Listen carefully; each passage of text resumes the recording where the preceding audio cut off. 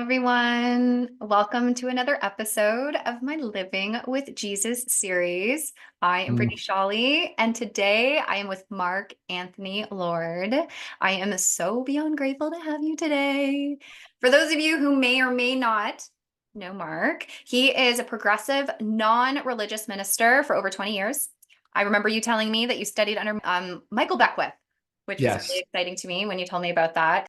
But at this point, you've also founded a spiritual center in Chicago that you grew from 3 people to 1,000 people. You've written a few books. You're a spiritual counselor. I know you've done lots of stuff with the Course of Miracles. And so I am just so grateful and honored to have you here today. And I very much look forward to hearing your story with Jesus. So welcome to my channel. Thanks for being here. Oh, I'm so happy to be here too. I really thank you so much for thinking of me and allowing me to share this story. And I think you'll understand this real quick. I was driving, I live outside Chicago, so I was driving from Chicago and talking with my friend Tom, who is we love Jesus. And when we get together and we talk, like our energy goes boom, and we realize like I don't have this with many people still in the culture in which I live. It's like sort of keep that tone down, even as a minister. It's interesting, but when you're with someone that sort of shares it, it's like, oh, I'm so home.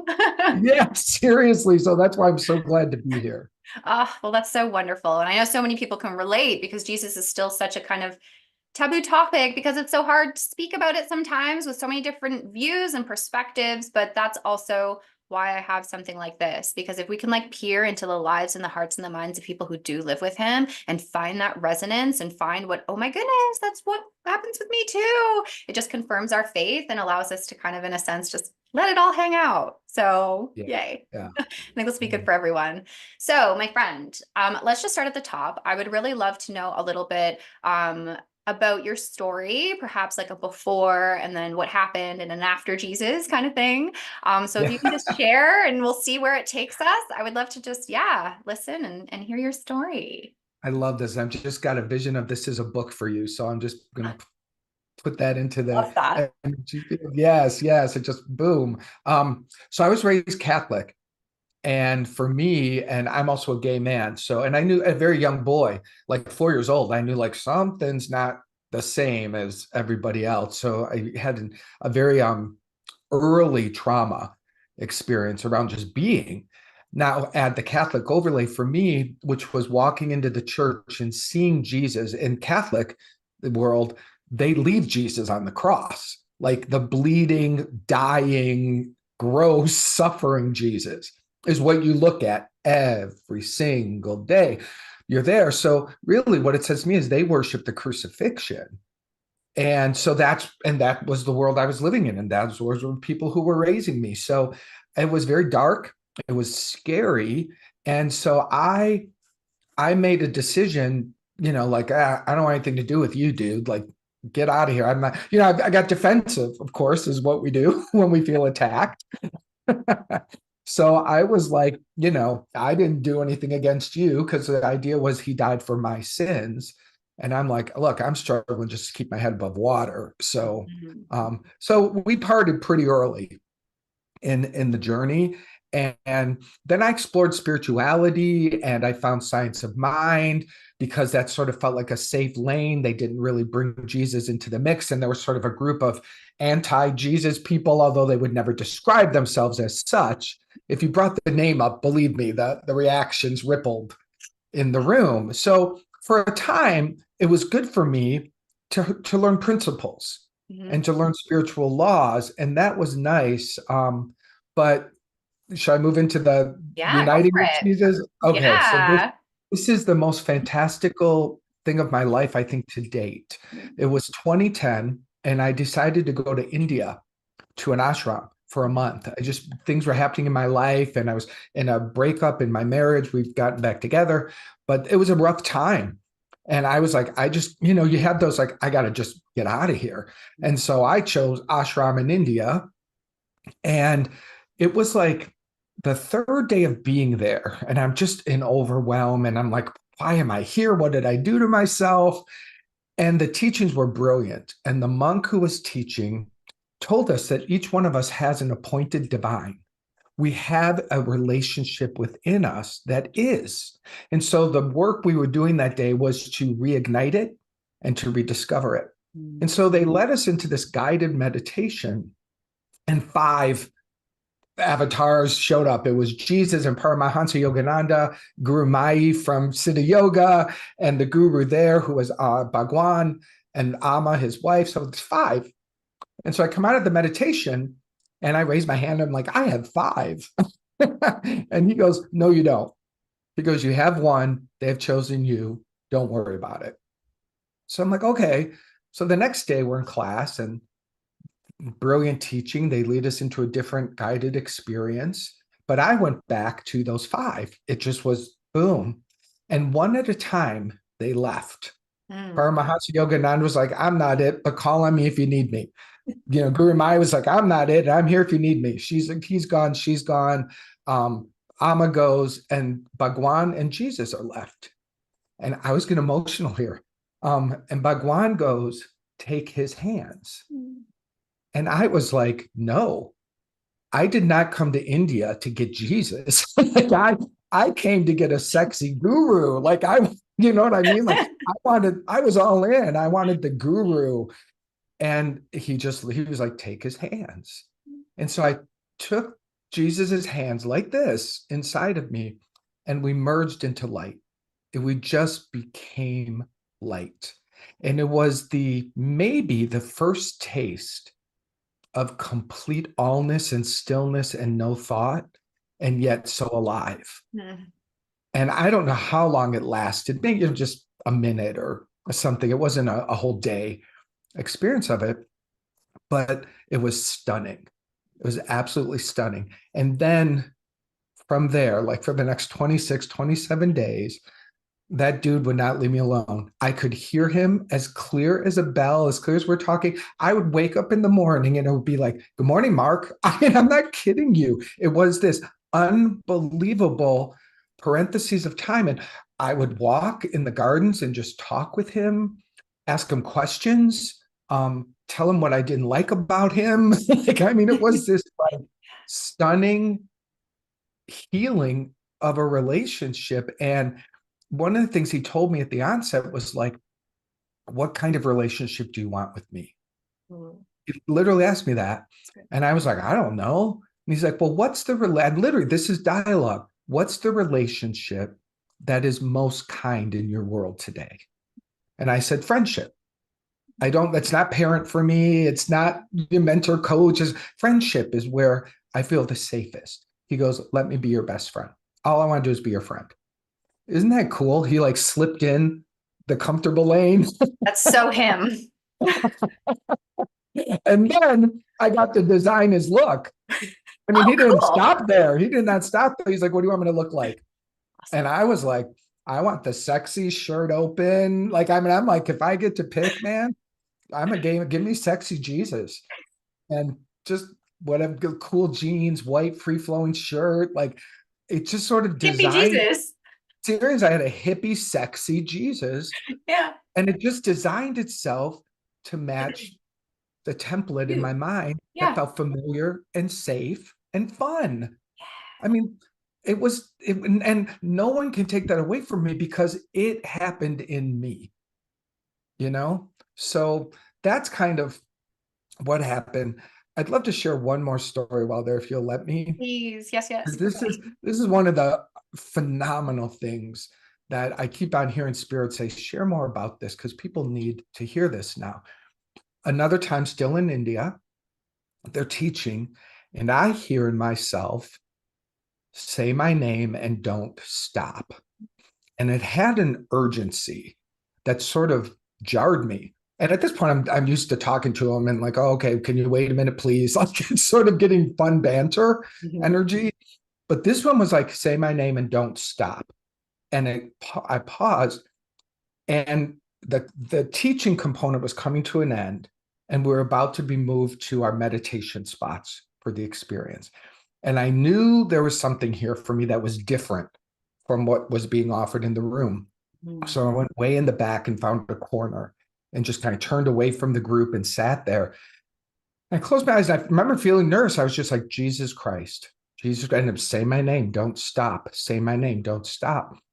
And suddenly swirling around it was every name I'd ever been called, every judgment I ever held against myself, swirling. You're this, you're that. I mean, it was loud and it was mean and it was dark. It was just like the demons were circling. And suddenly I was like, Jesus Christ, Jesus, like I knew why I was sitting in the center of that energy.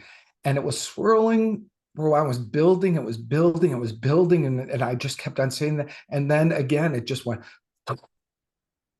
and they disappeared. And I sat again in this like silence.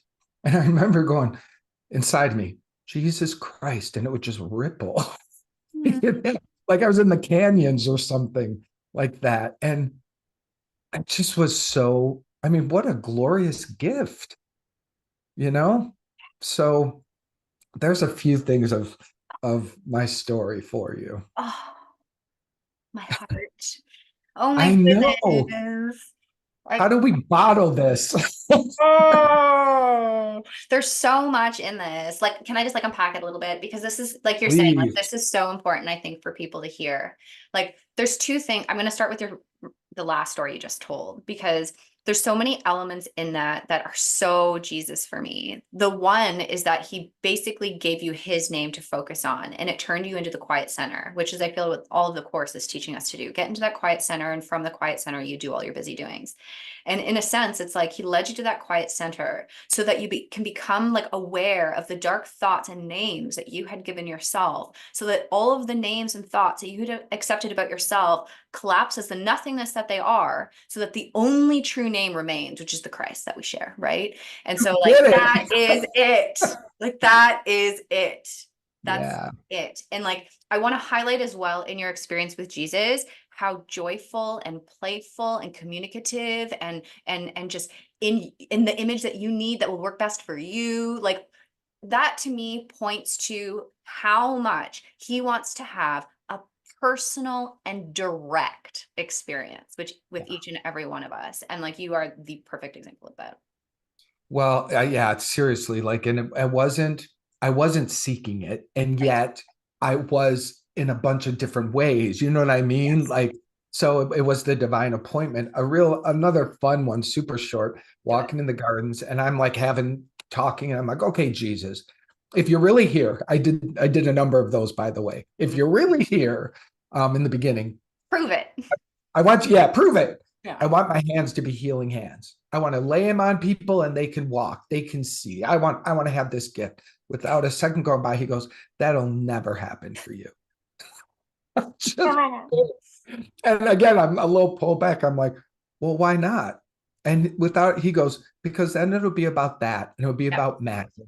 And that you're not here to do magic tricks. Right. Got it. Thank you. That's it. Like, so good. So good.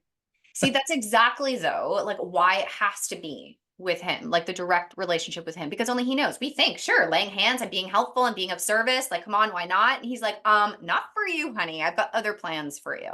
Right. Someone Right. else, maybe if they asked and it was part of their plan, sure. But like for the most Right. part, we don't know our greatest good, but he does. So we have to consult him.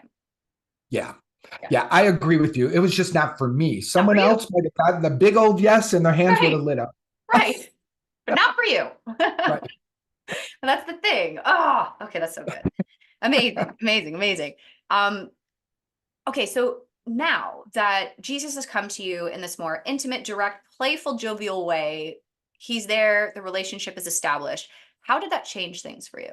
Like, how did that kind of change your life on a day-to-day basis? And yeah, maybe just go down that path and Yeah, and again, we're back in 2010 and I'm a minister of a vibrant big center in Chicago and just,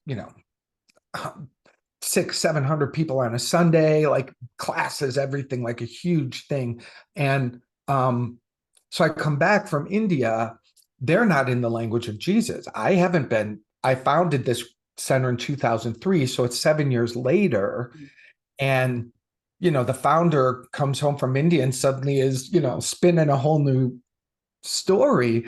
I didn't do that. I had enough awareness twofold. One, this has got to remain personal for its development. Beautiful. So that was really clear that like, and I really, again, I felt Jesus like, don't worry about it. You don't have to tell anybody. Like, Yes. he wasn't pushing me to like bring people to me. It wasn't that at all. It was like, let's just keep hanging out, and admittedly, I got kind of swept away with the busyness of my life again, and it floated back a little bit. But there are two things. One of them I'm just getting from your question. The initial reconnection cleared the energy of the painful past. So Mhm. that alone created space and energy because I wasn't holding resentment. That was healed in a beautiful way.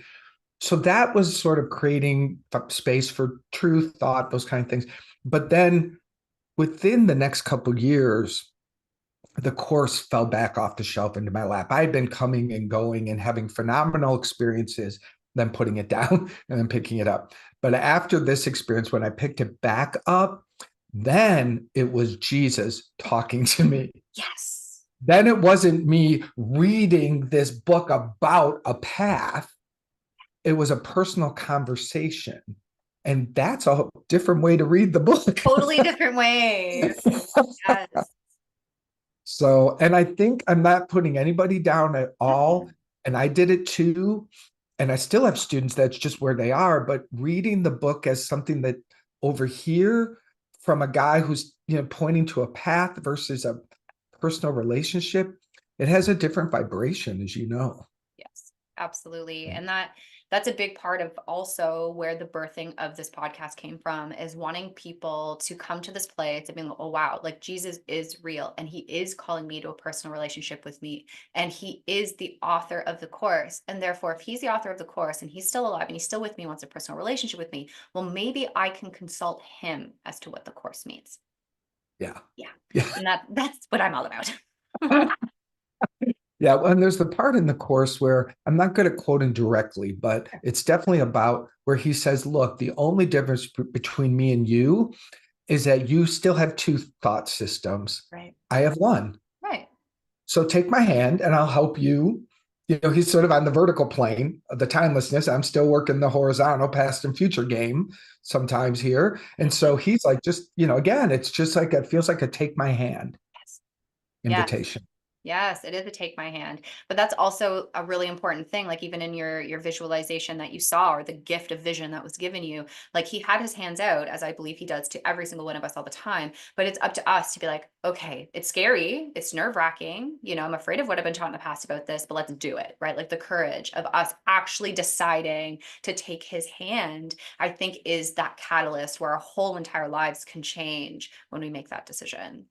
Yeah. Yeah, for sure. For sure. And then there's one more story that's in me that I want to share that came, after I'm back in the course, I'm doing all these things. And I did a breath work Mm, experience. And in the breath work, I don't have you ever had a breath work session where you literally go on a journey like you're on plant medicine? I have actually. Yeah, that's what this was. This was not plant medicine induced, Right. but let me tell you something. It was a full whew, and Indian on a horse was there, and he put me up on the horse, and he took me to this kind of stream through the woods, and Jesus was standing in the stream. And I Mm. got off the horse. I went into the stream. I'm facing Jesus, and he says, "You've been using the wrong heart." And what he meant was the human heart. We're trying to use the human heart to forgive, to carry burdens, to work things through. We don't realize this consciously, but the human heart is overburdened. And that's why we've got heart attacks. That's why we've got heart disease. It's a misuse of it. And so he reached into his self and pulled out the Christ heart, which is the heart that we share. And he literally put it into my chest, activating it in back of the human heart, between the back rib cage and the human heart, awakened the Christ heart. The Christ heart is what heals. The Christ heart is infinite in its power, its potential to move mountains, to do what Jesus did, this and more. But it was a real amazing distinction for me. Well, that's an amazing distinction for me, even in this moment, because I talk all the time about seeing with the eyes behind the eyes. Wait a minute, did I just say Michael Beckwith there? I feel like I just heard his song in my head when I said that. That's really weird, but it's not. But like that's what it is. The always talking about seeing with the eyes behind the eyes and hearing with the inner ears. But I don't think that I have used the language of the heart behind the heart. Yeah, the Christ heart, the The one that Christ heart, actually of is course. the one we're supposed to use. Yeah, of course. Like, of course. And so I absolutely love that imagery. And like, I almost feel inspired to offer to people as well that they are fully worthy of that Yeah. experience as well in their own way and the way it's supposed to be for them. But for them to know that they can be empowered in this moment, to know that they can ask for that, be willing for that, listen for that, consult him, just know that they're fully worthy of having their experience of whatever Jesus wants to offer them to choose the right heart, the right ears, the right mind, the right sight. So like you said, we can do as he did in greater. Yeah, yeah. Mhm. So I've been very, I've been very blessed with very strong visuals, and I've come to know like that is one of my gifts that I bring here is the creative visualization is on overdrive Right. inside of me, and that's what I use when I work with clients and help clients, and I'm able to stream healing for people through that portal, and that portal served me tremendously because people are like, I don't see anything, I don't have those, and I realize like, oh, this is my gift, which I'm grateful for, but everyone has their access point gift. Right. Like I think mine is sexy and it's cool that it comes in 3D color and all that groovy stuff, but everyone's is perfectly wired. Yes, yes. I talk about that a lot in my groups is that we will all receive communication from Jesus in the way that works for us. So some people it's visual. I'm more of like a visual person like you, but then there's sometimes where it's just intuitive, like it's just an Yep. intuitive feeling, or it's like an idea, it just drops in, or it's like a sound, like a whisper of some kind. And so if we're open with all of the faculties, like Jesus will use whatever it is that he can communicate to us the best and the most through. So it doesn't have to look like yours or look like mine, but to just know that if we open to that and we ask for that, we're wholly worthy of receiving it in whatever customized way it needs to come down the pipes. Yeah, yeah. And there's a little move, and this is teaching for whoever's listening. There's a little move before that. Mm. Just take a moment and put on the altar the lie that says, I can't hear. Just give it up. Because if you keep ringing the bell, I can't hear, you're putting a wall up, temporary wall, but still, Right. so surrender, I can't hear, just give that up. And then you can say, show me how I can hear. That's important. I just So, got the waves of goosebumps. That's really, really yeah, important. Yeah. yeah. And Because I'm sure you've seen it too. So many people, I can't hear, I can't hear. They just start there. yeah, yeah, exactly. And so if we can recognize that, like it's okay that we're telling ourselves that, but we have to call bullshit on it. Right, Right. exactly, exactly. Right. So yeah, I see that. So it's important. It's like, okay, so what am I believing here that is preventing me from hearing? Oh, I think that I can't hear. Vroom, put it on the altar. That's genius. That's so important. Yeah. Amazing. Well, that actually ties into one of my questions here is that like what are some of the mistakes kind of like that like believing thoughts that aren't true, what are some of the mistakes that you think people are making when it comes to Jesus or comes to like having a personal relationship with him? What would you say are some of maybe those mistakes? Well, from my personal experience, I think one of the mistakes is imagery from the world. Hmm. Any kind of now, if the imagery from the world resonates with you, then great, then you can check that box. But I do think everyone deserves to bring that one to the forefront and ask that question. Are the images that I was given as a child from my religion that exist on the billboards that are passing by, does this match the vibration that will talk to you, because that too becomes a disconnection point. I'm thinking of our beautiful African American and brown brothers and sisters. Like if they're looking at this patriarchal white Jesus, that's just a disconnect, and that's just in the symbol. So the symbol gets to match, like we talked about earlier, like create the color, the gender, the style. Like it's one of those dress me up Barbie doll things. Like you can just, like, if you want the energy to be feminine, but you like, man, I don't know. Like my experience is you could put Jesus in a skirt, you could put him in drag, you can have a blast. He's just like, do whatever you want. So that's number one, really check the symbol. really good. because we agree to symbols without even realizing it, you know?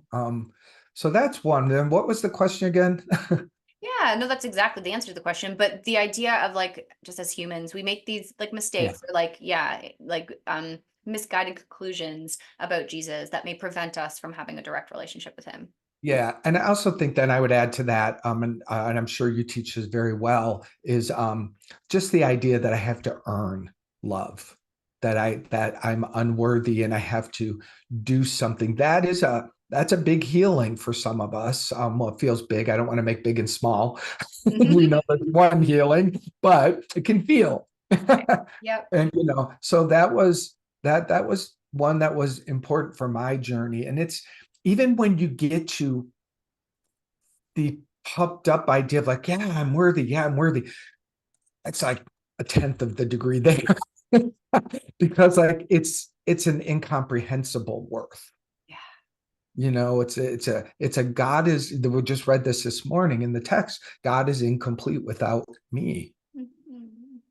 And that's hard to comprehend because we go, well, God is everything. God is complete. God is whole. And that is true in principle. Mhm. But in expression, I am such an integral part. I'm beyond, like, I mean, this is the place we want to get to is worthy doesn't even like that's way down there. Right. Right. But worthy may be the first rung we reach. Mhm.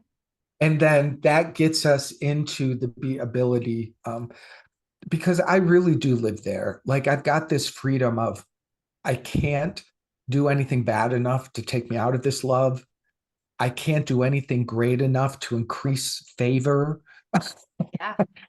And that really just makes it puts it in the isness category. And stable. Like that's the Yeah. stable isness, right? And I feel like that's what we're after because life on planet Earth is so roller coastery. It's exhausting. Yeah. Whereas it's like what you're saying, like if we can come to that place of being like, no, no, no, like of course I'm worthy of this. Like I'm God's child. Of course he loves me and welcomes me home. Like I want to experience that. I want to know that is true. It's like that's the little tiny willingness that he asks for us to open up that door to really let that inner transformation happen. Yeah. Yeah. I'm remembering, I think this will be helpful too. I'm remembering this was a few years back and I was living in Chicago and I was having one of my kind of things that had gotten a hold of me and it had worked me over for some time. So now it had fuel. And I was out for a walk, just trying to breathe and get out of this thing. And I was really kind of wrestling with God, with Jesus. I don't remember which one, but at that point, just wrestling with my freedom.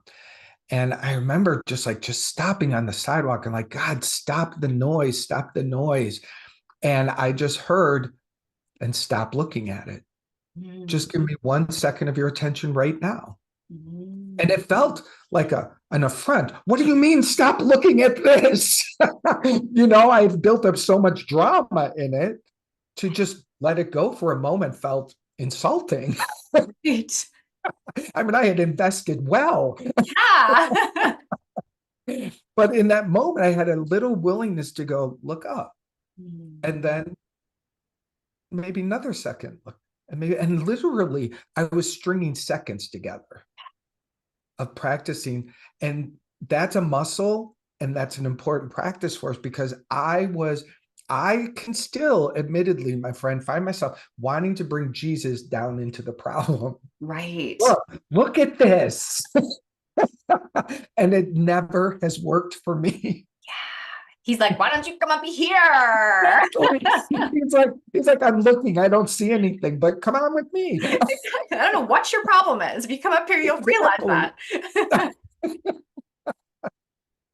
So that's a not so subtle thing because again, like all my training Yeah. as a child was bring God into the problem, bring Jesus into the problem, bring the miracle.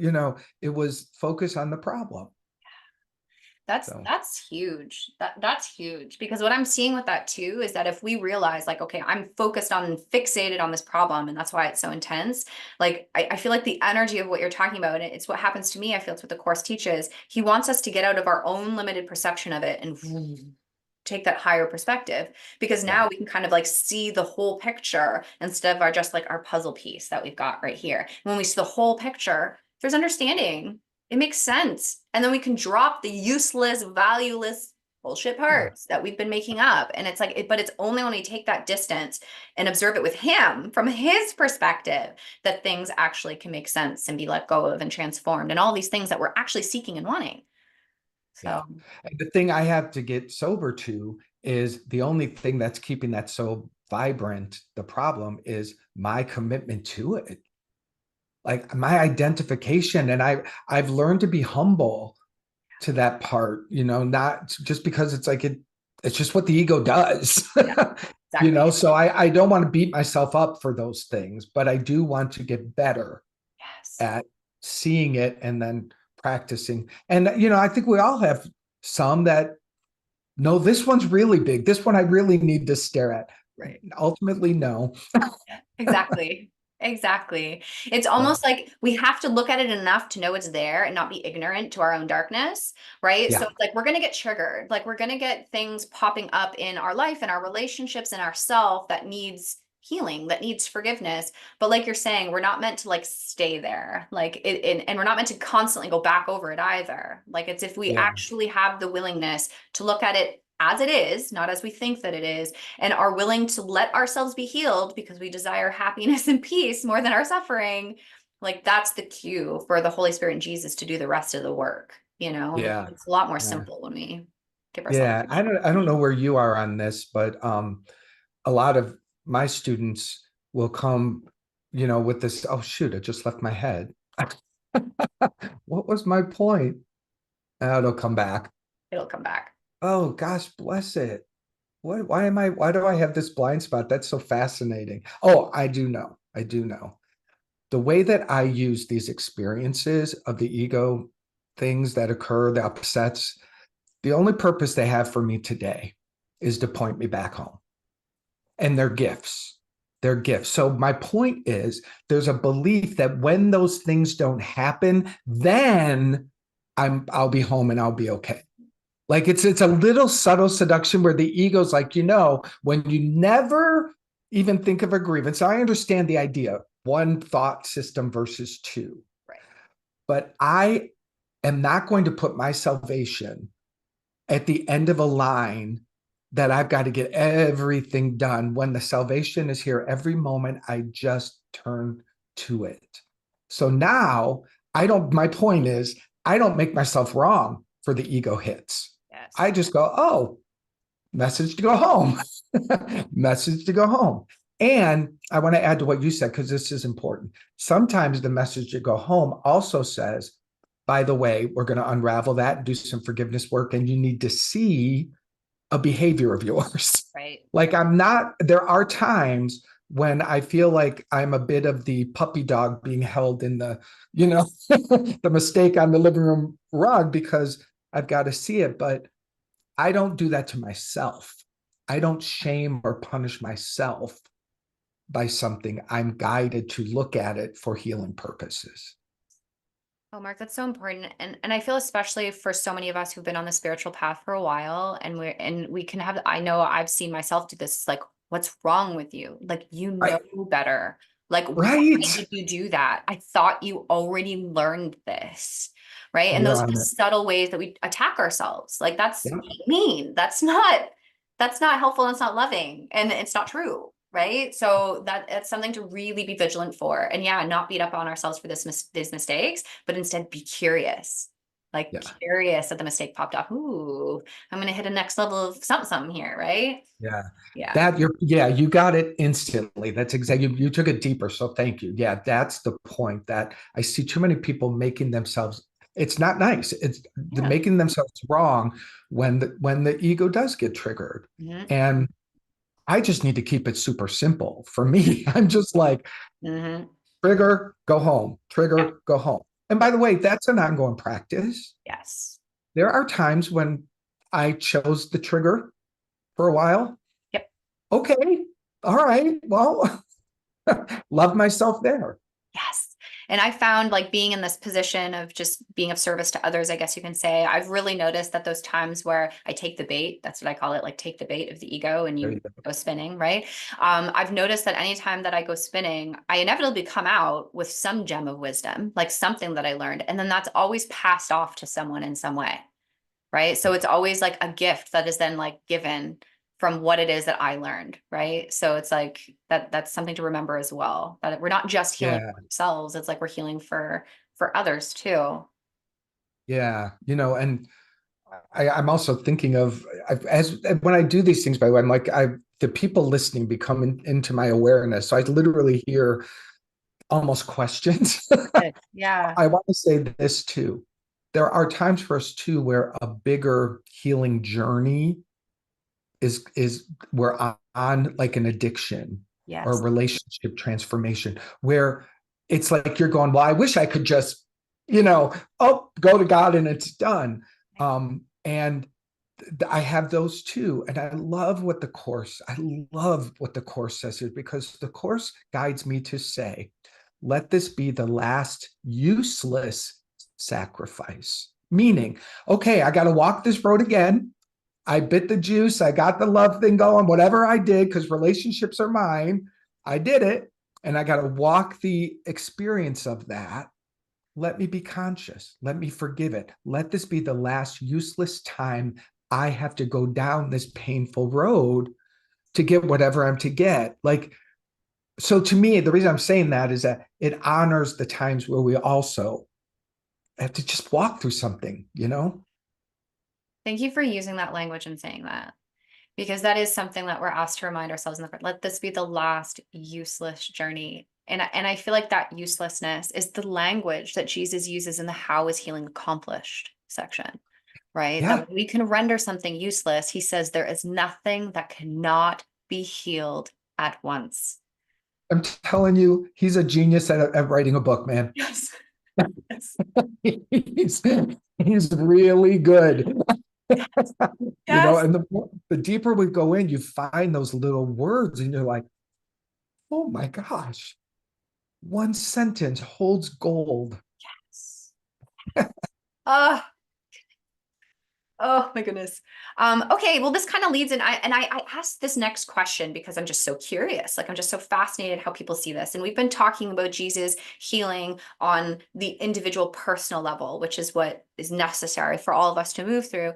But now my question is, how do you view Jesus's role as teacher or savior of humanity? Like, what are your thoughts on that? Ooh. I know it's an out of the box question. Can I check in and see? Because I don't want to, like, let me see if I can, what I can receive, because I don't want my words for this one. Thank you.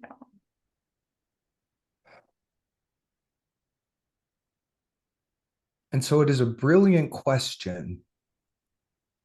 And there is a paradox in here. And there is a seduction in here. The seduction is humanity feels big. The seduction is there's 8 billion people. The seduction is this is so gigantic. The reason it's a seduction is because the only place the entire world is ever healed is in our minds. And one mind healed does heal the world. So for most people on this path, saving humanity, saving the sonship, is got to be restored to the revelation that saving the sonship is healing my relationship with my neighbor who I'm upset with because of the boundaries of my fence. Saving the world is not a macro gigantic experience. It's done in the simple, in my hula hoop world. One action of love and reconnection in my hula hoop ripples through the world and humanity, and that's where it is saved. So the news, the world, the dramas, the tidal waves, the big things, if you're called to go be in that and march and carry your signs, by all means do that. But never forget that that is just activity out there, that if it does not come from a healed relationship inside you, then you're making noise. That's hard for people to hear, but that just simply is the truth. Another way to say it, if you are holding anyone outside of your heart, do not pick up that sign in March. Yeah. If you are holding anyone outside of your heart, you would serve humanity better by going home. Mm. These are big ideas, but this is a point in time where this must be considered and chosen. There is no big world out there. There are the simple healings in you that save the world. Right? Thank you. That's why I go, don't ask Thank you Mark. for pausing. Oh my gosh, the goosebumps are just unbelievable right now. But I am so grateful for your visual of the hula hoop. And we are responsible for our hula hoop. And when we And focus on just that, that's enough to ripple waves into everything else. it's more than enough. Yeah. That's why we don't want to do it. Like we want to go out of our hula hoop. We want to go out there. And that's why, and I'm so grateful for that information too, because oh, that's right. That is the great seduction. And it gives me permission to not deal with my hula hoop. Right? Right? Well, I'm so concerned. Yeah. Yeah, I'm gonna use your words. We got to kind of call bullshit. We got to. It's bullshit. Bullshit. Do your work. Stay in your hula hoop. Because you know what I know? If we stay in our hula hoop and the hula hoop is purified, then the hula hoop will get bigger. Yes. But Yes. until we need to earn the bigger hula hoop, if you will. Yes. I love that. And I love if you haven't like forgiven or healed in your heart, like all people, like you're not ready to branch out to the all people, like, so just keep it humble, keep it where you are. I love that. Love your neighbor, love your friend, like love your partner. Like that's where it happens. And I feel like that's what Jesus's message was and why it was so radical. Love your neighbor, love your Yeah. enemy, and the end. Like Yeah. enough. Yeah. Yeah. Everything else will come after that anyway, if there's anything else. Yeah. So those thoughts on that. I don't even want to say those are my thoughts. Yes, that's a gift to us, Mark. Thank you Yes. so much. I'm going to be meditating on that one. Yeah. Yeah. So I have one of my like final questions. I have like maybe two left. But one of these questions is I love already how you've been thinking of the people who are watching, which I really appreciate because that's what this question is for. But what can we say to people who are unsure if they can trust him and unsure if they can trust the voice or the guidance like you just demonstrated in asking? Like what can we offer to them as some ways or tools or ideas that can support them in their trust of him and his voice? Okay. I'm pulling out all You my are. healing tricks here. This one's old, but it just immediately popped in my head. Um, and this works. This works. If you can't trust, and if you're that really what you are is you're in hell because you got one foot in no and one foot in yes or maybe, Right. and you're just toggling, and that just is like an uncomfortable place. So that because I was journaling one day, I was really mad at God. I was in my this is in my like early 30s or something, and I just was having a whole drama attack where like 3 words on the page, and I'm just going, and then I heard stop, and I stopped because it felt so resonating inside me, and it said, "Be mad at me for 3 days." Mhm. Fully mad at me, put both feet into this upset, stop touching and then feeling bad about it. Stop touching it and then trying to be nice and good. If you want to heal it, get into the pig pen of it, get into it and get through it. And I spent 3 days, fuck you, God, fuck you, God. I mean, I was screaming. And then I had even like day two, halfway through day two, I had a happy thought come in my head and was like, nope, nope. At three Nope. days right now. And day three was hard because I got to see the good little boy in me that just wants to move real quickly to the right words and the right Mhm. ideas and let's be good. And I just felt like I was like right through the 3 day. There's something about, 3 days in the tomb. The number three, it's transformational. And so many times what we do is we get halfway in, we feel bad, we feel guilty, we feel afraid, and then we bop back out. Mhm. And so that makes it longer. So my long answer is if you don't trust God, then go all the way into it. Yes. pray and see if a 3-day journey into the darkness Yeah. is what you need, and give yourself it. Like, go raunchy, wild, unapologetic, hateful. Like, it's a purification. It's not a, you're not going to be stuck there. You know Mhm. what I mean? Mhm. That's to me, because what you're really pointing to is people are half in, half out, and they're afraid to go either way. Right. But you got to choose. You could always go straight to the light. Hmm. But I was just so in the dark that my guidance was, well, look, go there. And Yeah. it is good guidance because through it, it was purified through me. Yes. Yes. So That is so good. Like isn't so it good. good? So good. So good. Because that is what we're like, we're afraid of the light, obviously, but we're also afraid of the dark that we think is in us that's preventing the light, right? So if we give ourselves, and I have that, oh, I can't feel that. That's not a love feeling.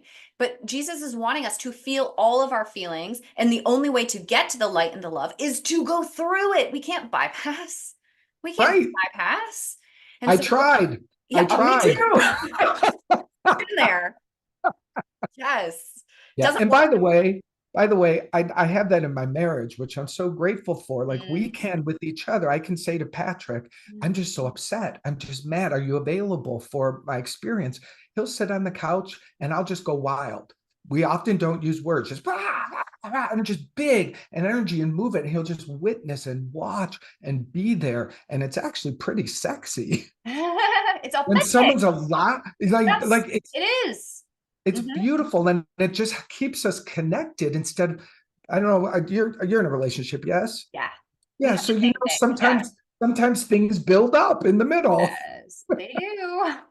Yeah, so it's another example of, like, if we give ourselves permission to really go into full throttle expression, it's like a it's like a it's like a baby toddler who throws themselves on the floor, has a tantrum. The 2 or 3-year-old doesn't know that that's not okay. They just go all in. Their Yes, body, they're screaming, they're shaking, and then it's yes, done. That's kind of yes. what we're pointing to. Yes, that's exactly what we're pointing to. And I love that you brought your partner in that, because a big part of that is when we're pissed off and like we're moving through our emotions, a lot of the time we want to project and blame and shame and hate. And sometimes we need to just get that out and do that. But if we can say to our partner, hey, I need to flip my lid for a minute, can you like hold space? Then they don't have Yeah, to take it personally. They don't have to take it as an attack. It's just, I'm witnessing to your insanity right now. And I'm going to love you through it anyway. Right. Like yeah, it's such a safe container to allow ourselves to do that. And like that reminds me of something that I heard, I think through like Simon Sinek or something, the idea that if we as people need help, the best thing that we can do is reach out to someone and be like, hey, do you have 7 minutes?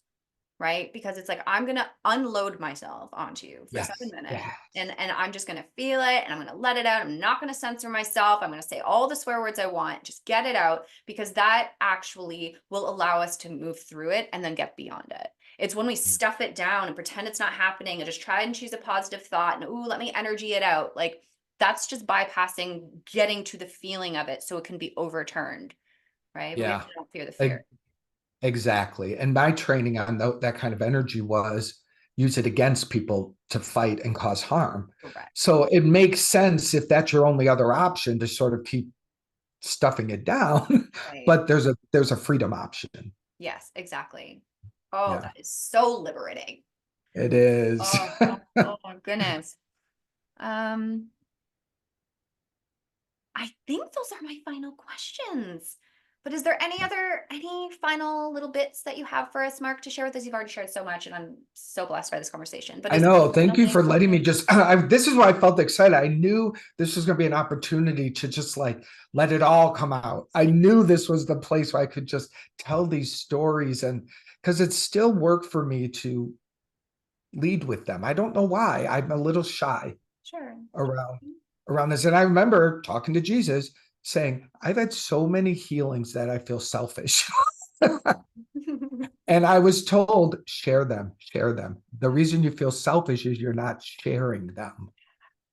And so thank you for letting me share some of these stories, because I'm not special in them at all. Every one of us has inherent in us our healing blueprint.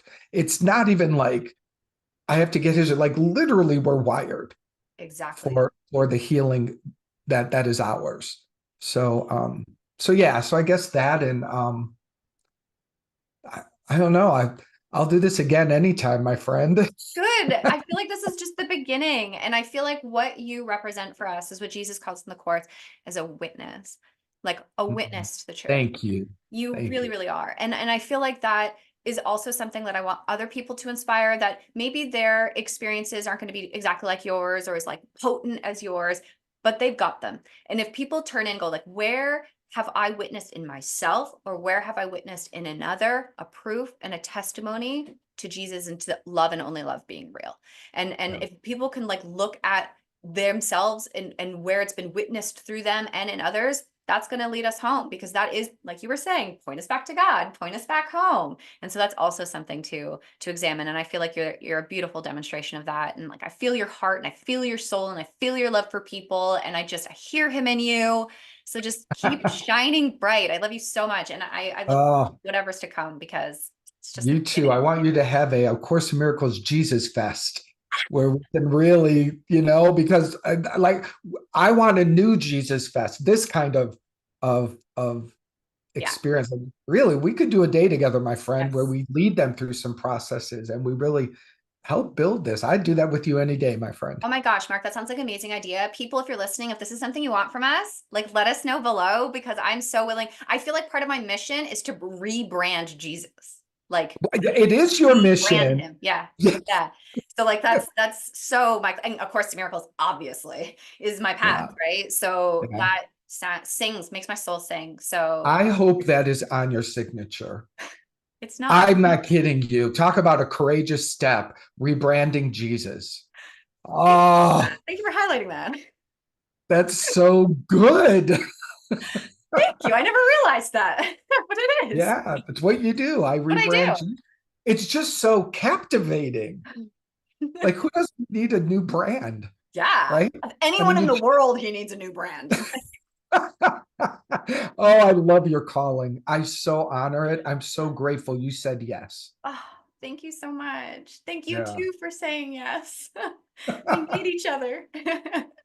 truly. Well, thank you so much. And thank you, people, for watching. I love you guys. Like and subscribe as always to help bring this message to whom it's meant for. But, Mark, I love you. Thank you. Peace be with you. So deeply grateful. Peace and love. Bye.